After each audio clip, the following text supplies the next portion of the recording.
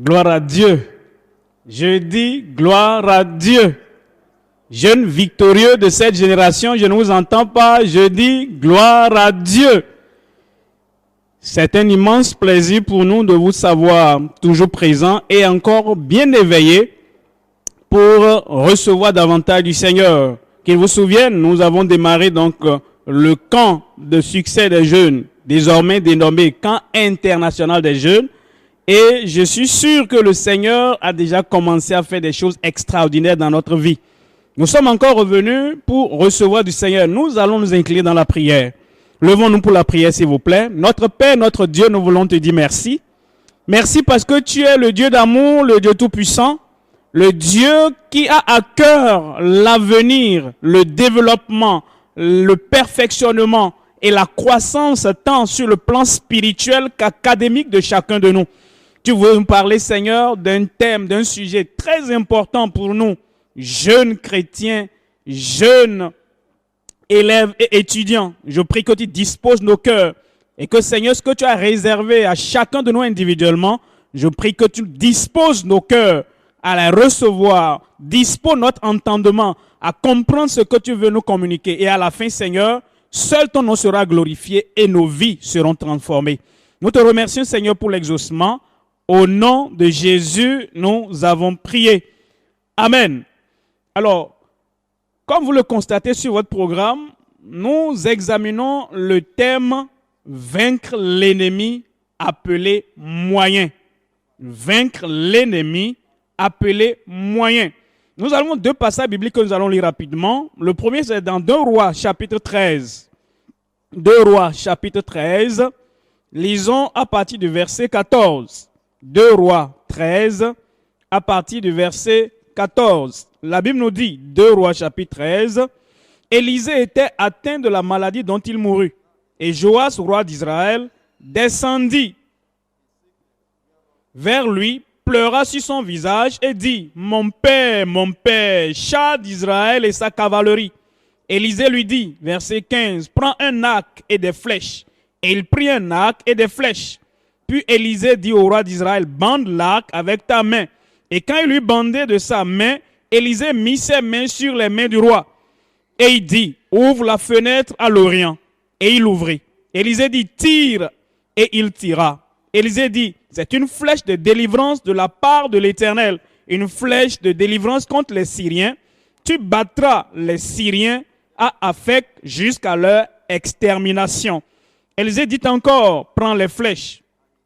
Et il les prit. Verset 18. Élisée dit au roi d'Israël, frappe contre terre. Et il frappa 3 fois et s'arrêta. Verset 19.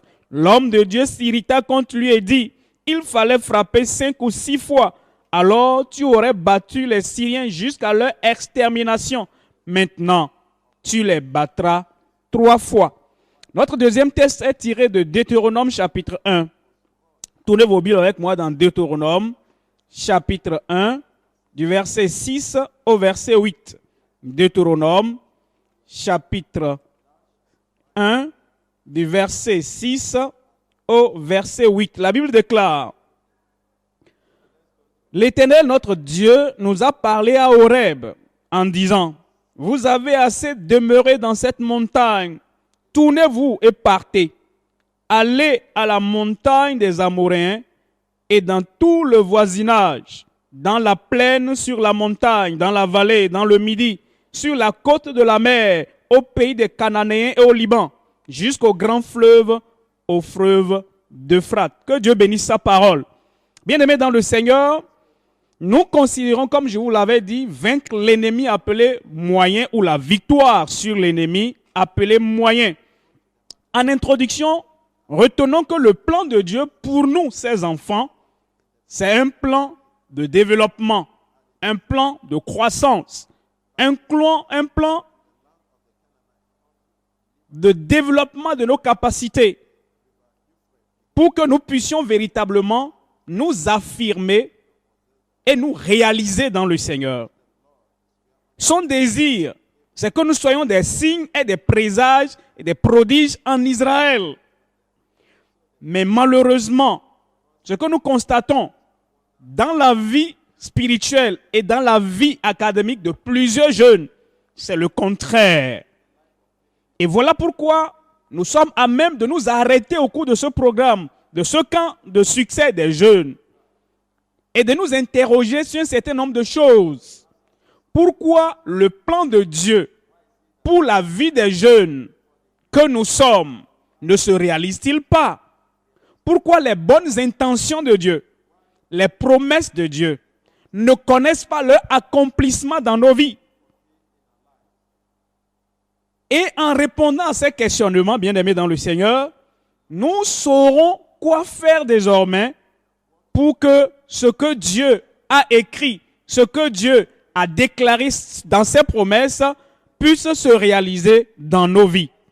La majorité des jeunes chrétiens aujourd'hui mènent une vie médiocre, une vie ordinaire, une vie qui a peu d'impact et peu d'influence dans leur famille, dans leur environnement, dans leur établissement, dans leur université. Ils n'ont pas d'impact. Pourquoi? Parce qu'ils mènent une vie moyenne. Et voilà pourquoi nous sommes en train de parler de vaincre l'ennemi, appelé moyen. Alors, pour une meilleure compréhension de notre message, nous allons examiner 3 points. Premièrement, nous allons examiner le portrait de l'ennemi appelé moyen. Le portrait de l'ennemi appelé moyen. En deuxième point, nous allons voir les portraits, les modèles, les paradigmes de jeunes réalisateurs extraordinaires. Les portraits, les modèles, les paradigmes de jeunes réalisateurs extraordinaires. Et nous allons terminer par le 3e point, prévaloir sur l'ennemi appelé moyen. Et je suis certain, et je viens te confirmer, je viens t'annoncer qu'à la fin de ce message, tu vas prévaloir sur l'ennemi appelé moyen. Et tu deviendras excellent et tu auras un esprit supérieur en toi au nom de Jésus-Christ. Je n'ai pas entendu ton amen. Amen. Alors, revenons rapidement au premier point. Le portrait de l'ennemi appelé moyen. Alors, dans le développement de ce premier point, il y a 2 éléments que je vais examiner. D'abord, nous allons parler de la description. La description de l'ennemi appelé moyen. Et deuxième élément que nous allons voir dans le premier point, ce sont les caractéristiques de l'ennemi appelé moyen. Et au niveau de ces caractéristiques, nous allons nous pencher sur le volet académique et le volet spirituel. Alors, rapidement, revenons au sous-thème numéro 1 dans le premier point, la description de l'ennemi appelé moyen. Alors, l'ennemi que nous identifions ici comme étant moyen se réfère simplement au type de vie que nous constatons dans la vie de plusieurs jeunes aujourd'hui. Si je devais demander à chacun de vous qui m'écoutez présentement de me sortir vos feuilles de devoirs, d'interrogation ou d'examen, ou si je devais vous demander de m'amener vos bulletins de notes, pour ceux qui ont été au CEP qui sont admis, pour ceux qui ont été au BPC qui sont admis, pour ceux qui ont été au bac qui sont admis, ou bien ceux qui sont admis au niveau universitaire, je vous demandais de vous m'amener vos relevés de notes, de m'emmener vos feuilles. Quelles sont les mentions que nous allons lire dessus? Ou que je devais demander à ceux qui sont passés en classe supérieure, de la 6e en 5e, de la 5e en 4e, de la 4e en 3e, de la 3e, ou peut-être de la seconde en première, de la première en terminale. Je vous demande de m'amener vos copies, ou de m'amener vos bulletins. Quelles sont les mentions que nous allons lire dessus? Quand vous prenez les matières, vous allez voir que généralement, la plupart des jeunes, on trouve comme mention ou bien comme appréciation du professeur faible. peut mieux faire, médiocre. Et en résumé, à la fin, l'appréciation, soit du collège des professeurs ou des autorités de l'école, on met passable. C'est de cette vie-là que nous sommes en train de parler. Quand nous parlons de l'ennemi appelé moyen, nous parlons de ce type de vie académique qui n'a pas de distinction. Dans toutes les matières, il n'y a pas de distinction. Il n'y a jamais de très bien. Il n'y a jamais de assez bien. Il n'y a jamais de mention bien. C'est tout le temps passable, médiocre, insuffisant. Et le Seigneur te pose la question ce matin. Quand est-ce que tu vas avoir ou commencer à avoir des mentions très bien? Quand est-ce que ton professeur de SVT, biologie, de physique, de mathématiques, d'anglais, de français, de philosophie ou des autres matières vont commencer à mettre devant les notes que tu obtiens dans les matières très bien? C'est de cette vie-là que nous sommes en train de parler. Et quelqu'un qui se retrouve tout le temps avec des mentions, avec des appréciations médiocres, faibles, est dominé par ce que nous appelons l'ennemi appelé moyen. Sur le plan spirituel, beaucoup de jeunes également ont des appréciations, ont des mentions médiocres, passables, insuffisantes. Prenez même leur salut. Leur salut est insuffisant. Parce que ils vous diront, non, pasteur, je sais que je suis sauvé, hein, mais il y a tel péché qui est encore là. Mais je sais qu'avec le temps, ça va passer. Ce n'est pas ce que la Bible a dit. La Bible est très claire dans 2 Corinthiens 5, verset 17. Si quelqu'un est en Christ, il est une nouvelle créature. Les choses anciennes sont passées et voici toutes choses sont devenues nouvelles. Quelle Bible tu lis? Et tu as un salut, une expérience de salut insuffisante.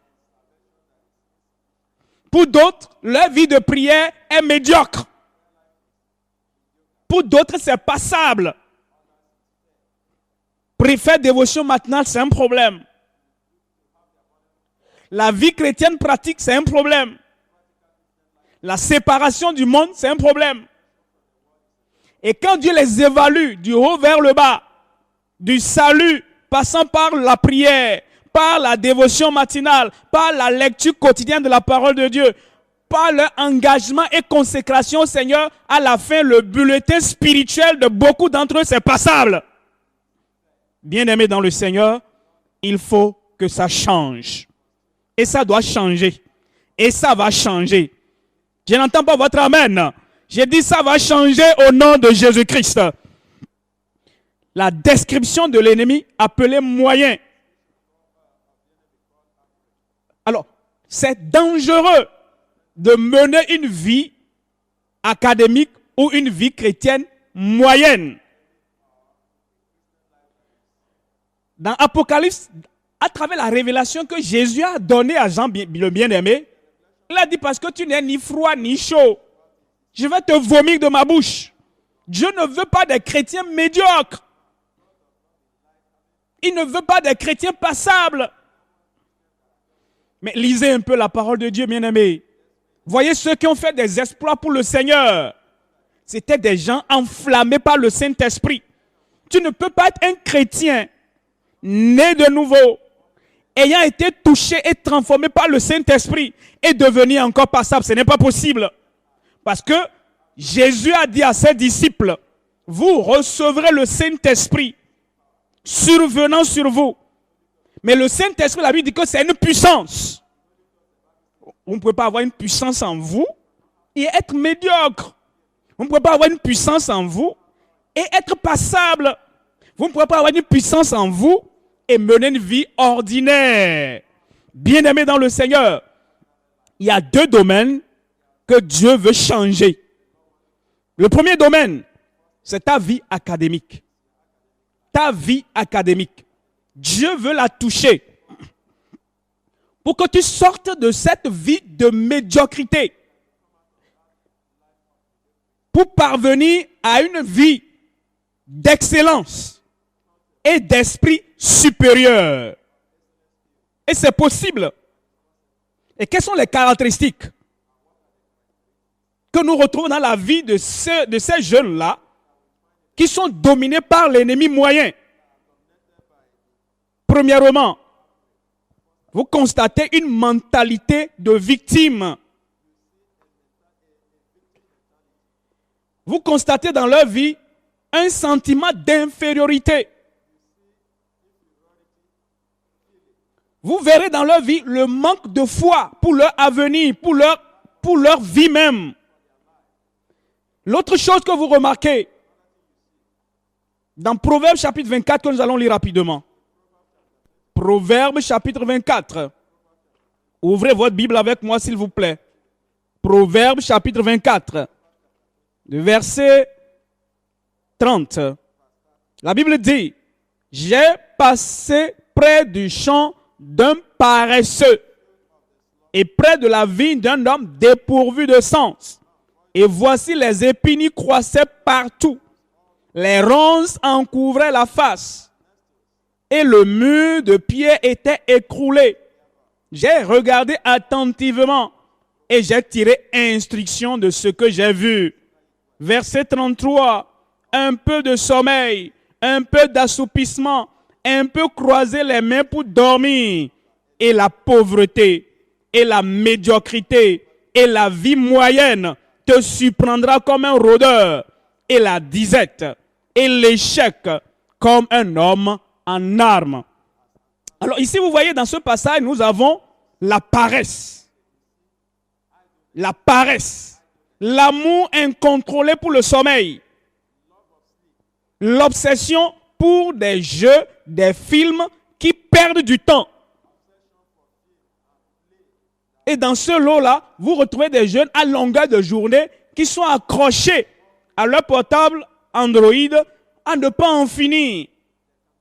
Et ils passent et gaspillent du temps. L'autre chose que vous voyez, c'est la procrastination. Je le ferai après. Je le ferai bientôt. Ah, il est 15 heures, je vais faire ça à 16 heures. Alors encore un peu de temps à 16h30. Et pas fini, on ne fait rien. Dans 2 Rois que nous avons lus tout à l'heure, les versets 18 et verset 19, le prophète a dit au roi d'Israël de frapper avec les flèches. Il ne lui a pas dit combien de fois il va taper par terre. Il a dit frappe. Il a frappé une fois. Il a frappé une fois, deuxième fois. Il a frappé une troisième et il s'est arrêté. Mais le roi d'Israël, Élisée a dit, mais pourquoi tu t'es arrêté? Il fallait frapper 4 fois. Il fallait frapper 5 fois. Il fallait frapper 6 fois. Parce que tu n'as pas frappé. Tu n'as pas persévéré. L'une des caractéristiques, c'est le manque de persévérance. Lorsqu'il semble qu'il y a un peu de difficulté, on baisse les bras. Lorsqu'il semble que la matière ou l'exercice qu'on est en train de faire est un peu difficile, on baisse les bras. Il n'y a pas de persévérance. L'autre chose, c'est qu'il n'y a pas la passion dans ce que nous faisons. Il y a le manque de détermination. Il n'y a pas de vision. Il n'y a pas de fixation d'objectif. En un mot, il n'y a pas de vision. Et c'est parce qu'il n'y a pas de vision que le grand nombre mène une vie moyenne. Mais le Seigneur va t'en délivrer aujourd'hui. J'ai dit, le Seigneur va t'en délivrer aujourd'hui. Amen. Le deuxième point, les portraits de jeunes réalisateurs extraordinaires. Dieu veut nous défier par la vie de ceux qui nous ont devancés en tant que jeunes et qui ont su maximiser leur potentialité dans le Seigneur. Sur le plan académique, ils étaient excellents. Dans leur vie spirituelle, ils étaient excellents. Ils avaient un esprit supérieur en eux. Et ils faisaient des exploits pour le Seigneur. Mais vous devez comprendre que le premier modèle que nous avons, c'est Dieu lui-même. Le premier modèle que nous avons en termes de réalisateur extraordinaire, c'est Dieu lui-même. Dans Genèse chapitre 1, lisons à partir du verset 1. Genèse 1 à partir du verset 1. Au commencement, Dieu créa les cieux et la terre. Verset 2. La terre était informe et vide. Il y avait des ténèbres à la surface de l'abîme. Et l'Esprit de Dieu se mouvait au-dessus des eaux.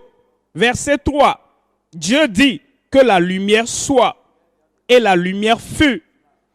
Vous allez voir ici la beauté, la merveille de la création de Dieu. Mais Dieu, dans son œuvre de création, l'a fait de façon ordonnée. Il ne s'est pas levé pour tout faire en un jour. Et la Bible atteste que Dieu a tout créé en 6 jours.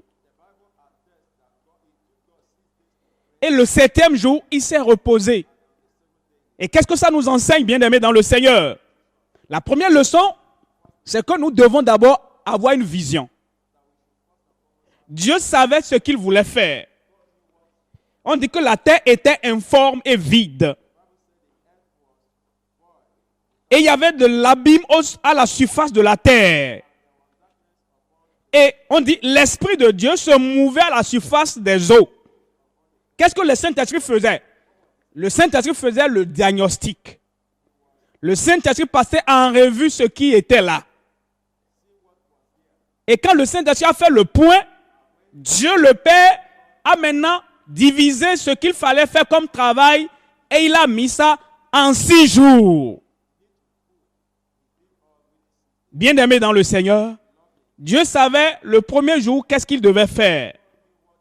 Et quand il a fini, il est allé se reposer. Le deuxième jour, il s'est levé. Il savait ce qu'il devait faire. C'est ce que nous appelons une vie organisée. Lorsque votre vie est organisée, vous savez ce qu'il faut faire à tout moment. Même s'il faut aller consulter son portable Android, on sait combien de fois pendant combien de minutes on doit le faire. Parce que on travaille en fonction d'un emploi du temps bien détaillé. On travaille parce qu'on a une vision claire de ce que nous voulons réaliser à la fin. Dieu nous a donné le modèle. Dieu nous a donné le modèle à suivre. Et dans ce modèle, qu'est-ce que nous relevons rapidement? Premièrement, nous relevons qu'il faut une vision. Il faut savoir ce qu'on veut faire. Deuxième chose que Dieu nous enseigne, il faut organiser ce que nous voulons faire en des objectifs, en des petits objectifs. Et ensuite, il faut fixer des heures ou des jours pour réaliser et atteindre ces objectifs-là. Et il faut aussi prévoir un moment de repos, un moment de sommeil. On se repose après le travail. Et chaque jeune doit tirer donc exemple du modèle divin. Et nous allons voir les autres jeunes de la Bible, puisque nous parlons des portraits des jeunes réalisateurs extraordinaires. Nous allons prendre le premier modèle qui est Joseph. Dans la vie de Joseph, nous allons relever des éléments très importants et très instructifs. Dans Genèse chapitre 37, suivez-moi s'il vous plaît. Genèse chapitre 37, lisez à partir du verset 5. Joseph eut un songe et il le raconta à ses frères qui le haïrent encore davantage. Verset 9. Il eut encore un autre songe et il le raconta à ses frères.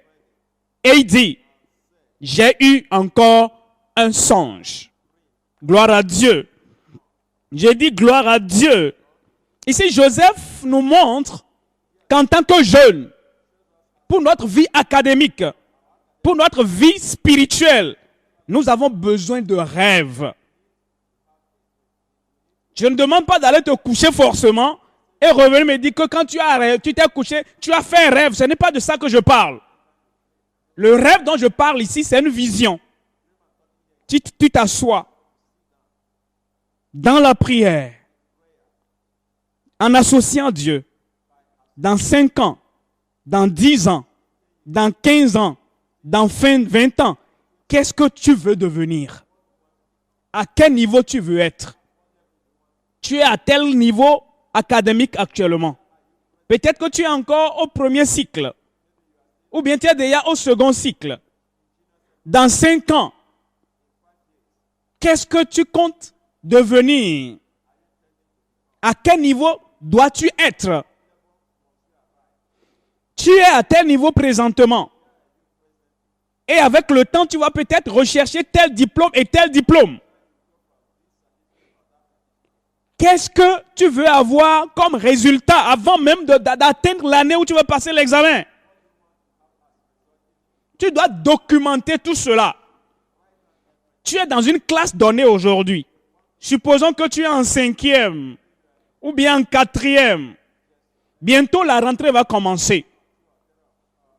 Et déjà, tu te prépares. Et dans cette vision que tu dois avoir pour ta vie académique, tu dois courir à gauche, à droite. Qui sont ceux qui ont déjà fait la classe une fois? Pour que je puisse trouver les cahiers. Pour que je puisse photocopier les cahiers de cours. Que je puisse avoir les épreuves. Que je commence déjà à lire. Peut-être que tu as déjà fait cours de vacances. Et tu t'assois maintenant, tu te dis, lorsque nous allons commencer l'année, le premier semestre ou le premier trimestre, je vais avoir 14, 15 ou 16 de moyenne. Et tu notes ça quelque part. Pour avoir 15 de moyenne ou 16 de moyenne, c'est que je dois avoir 16 de moyenne dans toutes les matières. C'est ça que nous appelons prévision. Mais qu'est-ce qui se passe généralement chez la vie de plusieurs jeunes? Ils commencent l'année sans aucune prévision, sans aucun plan. Et à la fin du premier trimestre ou du premier semestre, s'ils ont 10, Dieu merci. Et quand le dirigeant des jeunes le rencontre, ah mon frère, ah ma soeur, et le premier trimestre, et le premier semestre, ah Dieu merci, ça s'est bien passé. Tu as eu combien? J'ai eu 10,02. Ah, le premier a eu combien? Ah, le premier a eu 16 de moyenne. Qu'est-ce qui s'est passé? Celui qui a eu 16 de moyenne là, il a 2 têtes. C'est parce que lui, il a préparé et il a projeté la moyenne qu'il voulait avoir. Et la personne a noté la moyenne qu'elle voulait avoir. Et elle a travaillé pour avoir 16 dans toutes les matières afin d'avoir 16 de moyenne. C'est ce que la vie de Joseph nous apprend. Le deuxième exemple, c'est David. David nous enseigne qu'il faut identifier ses talents ou aptitudes naturelles et les développer et acquérir de nouvelles compétences. David, à l'âge de 16 ans, 17 ans, il était un guerrier, il était un musicien, il était un instrumentiste. Et quand il est devenu roi, il était roi, chantre, psalmiste. Pourquoi on l'appelle le psalmiste? Parce qu'il savait faire plusieurs choses à la fois. Qu'est-ce que toi tu sais faire, bien-aimé dans le Seigneur? Est-ce que tu développes tes capacités pour ta vie académique et pour ta vie spirituelle? Est-ce que tu lis des livres des auteurs inspirés pour développer ta vie spirituelle? Est-ce que tu jeûnes régulièrement pour développer tes muscles spirituels? Est-ce que tu lis des livres académiques, scolaires, académiques pour te développer et renforcer tes capacités?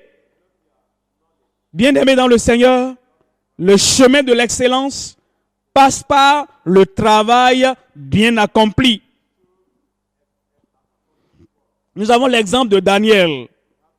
Et vous allez ouvrir avec moi dans Daniel chapitre 1. Daniel chapitre 1, le verset 20. Daniel 1, le verset 20. La Bible dit, sur tous les objets qui réclamaient de la sagesse et de l'intelligence, et sur que le roi les interrogeait, il les trouvait 10 fois supérieurs à tous les magiciens et astrologues qui étaient dans son royaume. C'était là le témoignage rendu sur Daniel. Et quand vous ouvrez dans Daniel chapitre 5, vous allez voir également un autre témoignage. Daniel chapitre 5. Lisons à partir du verset 8. Tous les sages du roi entrèrent, mais ils ne purent pas lire l'écriture et en donner au roi l'explication. Verset 10. La reine, à cause des paroles du roi et de ses grands, entra dans la salle du festin et prit ainsi la parole. Ô roi, vis éternellement, que tes pensées ne te troublent pas et que ton visage ne change pas de couleur. Il y a dans ton royaume un homme qui a en lui l'esprit des dieux saints. Et du temps de ton père, on trouva chez lui des lumières, de l'intelligence et une sagesse semblable à la sagesse des dieux. Aussi le roi Nebuchadnezzar, ton père, le roi à ton père, l'établit chef des magiciens, des astrologues, des chaldéens, des devins. Verset 12. Parce qu'on trouva chez lui, chez Daniel, nommé par le roi Belsassar, un esprit supérieur de la science et de l'intelligence, la faculté d'interpréter les songes, d'expliquer les énigmes et de résoudre les questions difficiles. Je prie que ce témoignage soit désormais ton témoignage au nom de Jésus-Christ. Mais Daniel ne dormait pas pour avoir un témoignage pareil. Il a travaillé de façon acharnée. Il a travaillé de façon organisée. Il faisait tout le temps le point de sa vie pour identifier ses faiblesses, ses lacunes. Et il apprenait pour acquérir de nouvelles compétences. Et par finir, il est devenu intelligent. Et surtout, grâce à sa relation avec le Seigneur. Bien-aimé dans le Seigneur, puisse Dieu te donner la grâce d'avoir aussi un esprit supérieur en toi au nom de Jésus-Christ. Amen. Voilà pourquoi donc Dieu nous lance ce défi ce matin. Vous voyez la fin du verset 12. Que Daniel soit donc appelé et il donnera l'explication. Verset 14. C'est le roi qui parle maintenant. J'ai appris sur ton compte que tu as en toi l'esprit de Dieu et qu'on trouve chez toi des lumières, de l'intelligence et une sagesse comment? Je ne vous entends pas. Et une sagesse comment? Une sagesse extraordinaire. Puisse Dieu te donner une sagesse pareille au nom de Jésus-Christ. Mais tu dois changer ta manière de vivre. Tu dois changer ta manière de vivre. Le dernier exemple ou l'avant-dernier exemple que je vous donne, c'est celui de Jabez. Dans 1 Chronique chapitre 4, le verset 9 et le verset 10. Jabez menait une vie médiocre. Jabez menait une vie ordinaire. Jusqu'à ce qu'il prenne conscience qu'il ne peut pas connaître Dieu et avoir une vie ordinaire. Il a décidé de changer sa vie ordinaire en vie extraordinaire. Et il est allé dans la prière. Dans le verset 9, la Bible dit, Jabez invoqua le Dieu d'Israël. Pour dire, Dieu, assez, c'est assez. J'ai mené la vie moyenne il y a longtemps. Si mes bulletins de notes, c'est toujours passable. Si mes bulletins de notes, c'est toujours passable. Seigneur, je suis fatigué. Il est temps que mes bulletins de notes portent la mention très bien. Et ça peut changer. Si tu peux faire comme Jabez.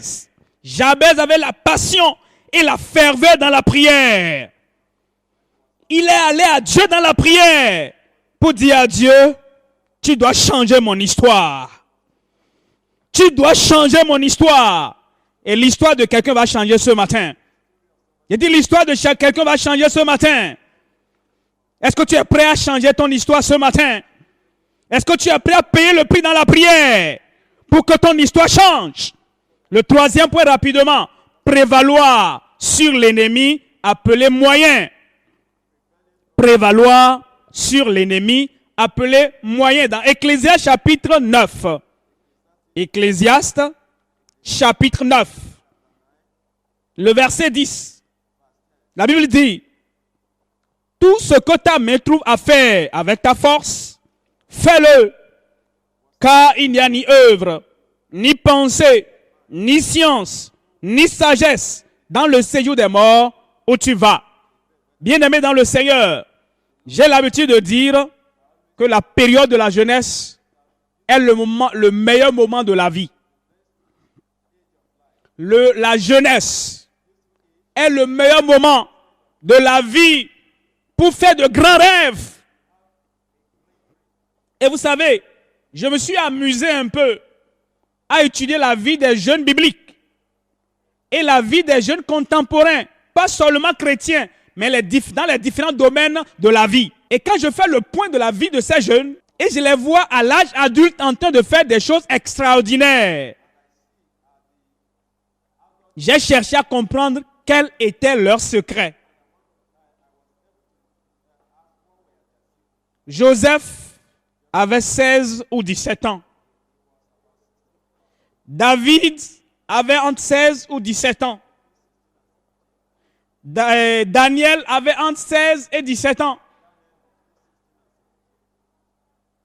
Esther avait entre 16 et 17 ans. Dans le cas de Timothée, il était encore même un enfant. Ils ont posé la fondation des réalisations extraordinaires dans leur jeune âge. Quand ils étaient encore très jeunes, quand ils étaient encore au second cycle, quand ils étaient encore au premier cycle, ils ont posé la fondation. Et quelle était la fondation? Ou bien quelles étaient les fondations? La première fondation, c'est la fondation du salut en Christ. La fondation du salut en Christ. 2 Timothée chapitre 3, le verset 15. 2 Timothée 3, 15. Dès ton enfance, tu connais les saintes lettres qui peuvent te rendre sage à salut par la foi en Jésus-Christ. Dès ton enfant, 2 Timothée 3, 15. Dès ton enfance, tu connais les saintes lettres, les saintes écritures qui peuvent te rendre sage à salut par la foi. Car la foi vient de ce qu'on entend. Et ce qu'on entend vient de la parole de Christ. La fondation du salut en Christ. Deuxièmement, la fondation de la croissance spirituelle. La fondation de la croissance spirituelle. 1 Samuel chapitre 2, 26. Le jeune Samuel continuait à grandir. Et il était agréable à l'Éternel et aux hommes. La fondation de la croissance spirituelle et du développement académique. Pendant qu'il se développait spirituellement, ces jeunes se développaient également sur le plan académique. Quelles sont les matières que je ne maîtrise pas? On va chercher à comprendre. On va voir des aînés, des grands frères pour nous aider. On va sur le net aujourd'hui. Parce qu'aujourd'hui sur l'internet, nous avons tout ce qu'il faut pour nous développer. La troisième fondation, c'est la vision. Nous l'avons déjà vu dans le cas de Joseph. Dans Genèse chapitre 37, verset 5 et verset 9. Genèse 37, 5 et 9, la vision. On sait là où on va. On décide combien d'années on doit faire au secondaire. Il y a des gens aujourd'hui, le secondaire, dans le système francophone, fait 7 ans. Il y a 4 ans et 3 ans. Mais il y en a qui font 10 ans. Il y en a qui font 12 ans. Parce qu'il n'y avait pas de vision. Et ils viennent finalement à l'université vieux. Et il vient s'asseoir avec ses petits frères. Parce qu'il n'y avait pas de vision. L'autre vision, l'autre fondement, la fondation, dans l'exemple de David, 1 Samuel chapitre 16. 1 Samuel 16, le verset 13. 1 Samuel 16, 13. Samuel prit la corne d'huile, éloigné au milieu de ses frères. L'Esprit de l'Éternel saisit David à partir de ce jour et dans la suite. David a fait la différence dans sa famille parce qu'il avait reçu l'onction du Saint-Esprit. Depuis que tu as connu le Seigneur, est-ce que tu as fait l'expérience du baptême dans le Saint-Esprit? Daniel a fait la différence en Babylone parce qu'il avait en lui l'Esprit de Dieu. La fondation de l'onction du Saint-Esprit. Et Dieu veut que tu fasses la différence. Nous avons le cas d'Esther. La fondation de la moralité sexuelle pure dans le Seigneur. Esther était vierge. Elle a maintenu sa moralité sexuelle pure. Comme Marie, la mère de Jésus. Quand l'ange Gabriel est venu vers Marie pour lui dire, tu deviendras enceinte. Elle a dit, comment ce serait possible puisque je ne connais pas d'homme. Bien-aimés dans le Seigneur, nous devons maintenir notre moralité sexuelle pure dans le Seigneur. Nous devons éviter la pornographie et toutes les images sales et corrompues qui vont avec. Et permettre au Seigneur de nous accompagner. L'autre fondation, c'est la fondation de la ferveur dans la prière.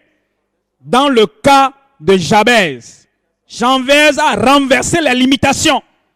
Tout ce qui te limitait et t'empêchait d'être excellent, nous allons prier tout à l'heure. Et ces limitations seront brisées au nom de Jésus-Christ. Est-ce que quelqu'un est prêt là-bas à briser les murailles, à renverser les forteresses et à vaincre l'ennemi, appeler moyen dans sa vie? Tu vas devenir excellent. Dis, je vais devenir excellent. Je ne t'entends pas. Dis, je vais devenir excellent. L'Esprit du Seigneur sera sur moi. J'aurai l'Esprit supérieur. Je serai rempli de sagesse. Répète-le, mon frère, ma soeur. Je serai rempli de sagesse. Répète. Je serai rempli d'intelligence. Bien-aimé dans le Seigneur. Pour conclure, le monde est devenu compétitif. Si tu déposes tes dossiers après les études et que BPC, c'est passable, bac, c'est passable, licence, mention passable, master 1, passable, master 2, passable, on va mettre ton dossier de côté. Les gens mettront ton dossier de côté. Beaucoup ne trouvent pas d'emploi aujourd'hui parce que leurs mentions ont été tout de temps passables. Mais ça va changer aujourd'hui. Je dis bien ça va changer aujourd'hui. Sur le plan spirituel, beaucoup sont des chrétiens qu'on ne peut pas utiliser dans la maison de Dieu parce qu'ils sont passables et médiocres. Mais les choses vont changer ce matin. Est-ce que tu es prêt à réécrire ton histoire? Je demande, est-ce que tu es prêt à réécrire ton histoire? Tu vas te mettre sur tes pieds et nous allons commencer la prière. Lève-toi et commence à demander pardon à Dieu. Tu ne peux pas marcher avec le Dieu supérieur et être médiocre. Dis, Seigneur, j'étais la honte du royaume de Dieu. Seigneur, sur le plan académique, j'étais la honte du royaume de Dieu. Sur le plan spirituel, j'étais la honte du royaume de Dieu. Est-ce que tu es en train de prier? Seigneur, pardonne-moi. Pardonne-moi. À cause de toi, les gens se moquent de la vie chrétienne. À cause de ma vie médiocre, on se moque de la vie chrétienne. À cause de ma vie moyenne, on se moque de la vie chrétienne. Seigneur, pardonne-moi. Comme tu te répands, Seulement de prendre la décision pour dire, Seigneur, nous avons montré qu'il faut la fondation du salut en Christ. Si l'Esprit de Dieu doit demeurer en toi, tu dois être sauvé. Est-ce que tu as donné ta vie à Jésus-Christ? Est-ce que tu as abandonné le péché? Si la réponse est non, répands-toi là où tu es. Confesse tes péchés au Seigneur. Et dis au Seigneur, je t'ouvre la porte de mon cœur. Viens dans ma vie. Viens me transformer. Viens me changer. Pardonne-moi mes péchés. Fais de moi un enfant de Dieu. La Bible dit qu'à tous ceux qui l'ont reçu, Seigneur, je te reçois dans mon cœur. Comme mon Seigneur et Sauveur personnel. À ceux qui croient en son nom, il leur a donné le pouvoir de devenir enfants de Dieu. Dis Seigneur maintenant, remplis-moi de ton esprit, ton esprit supérieur. Remplis-moi maintenant Seigneur, de ta sagesse. Tu l'as fait à Daniel. Tu l'as fait à David. Tu l'as fait à Joseph. C'est mon tour maintenant. Est-ce que quelqu'un est en train de prier là-bas? Tu dois changer ton histoire. J'ai fini avec la vie médiocre. J'ai fini avec la vie de médiocrité. J'ai fini avec la vie ordinaire. Je passe à un niveau supérieur. Je vais devenir excellent. Je vais avoir un esprit supérieur. Seigneur, fais-le dans ma vie. Dans ma vie académique, supérieur. Dans ma vie académique, excellent. Dans ma vie spirituelle, supérieur. Si tu pries, le Seigneur va le faire. Est-ce que tu es en train de prier, mon frère, ma soeur? C'est le moment de prier, de te débarrasser de tout ce qui constitue des limitations dans ta vie. Jabez a invoqué le Dieu d'Israël et Dieu a changé son histoire. Est-ce qu'il y a des malédictions qui t'empêchent de briller? Il faut les détruire ce matin. Est-ce que tu es en train de prier? Tu es dominé par la paresse. Tu es dominé par la procrastination. Il faut t'en débarrasser ce matin. Seigneur, guéris-moi ce matin. Seigneur, libère-moi ce matin. Seigneur, brise les liens ce matin. Prie, prie, prie, prie, prie. Mon frère, ma soeur, tu dois prier. L'heure de la victoire a sonné. Prévaloir sur l'ennemi appelé moyen. L'heure de la victoire a sonné. Tu dois prier jusqu'à satisfaction. Tu dois prier jusqu'à ce que Dieu touche ta vie. C'est le moment de la prière. Dieu n'a pas changé. S'il a fait aux autres, il le fera pour toi. Mais tu dois organiser ta vie académique. Tu dois organiser ta vie spirituelle pour avoir la victoire. Priez, priez, priez. Et que les modérateurs prennent le relais pour conduire les jeunes dans la prière. Et comme ils prient, le Seigneur fera son œuvre dans leur vie. Amen.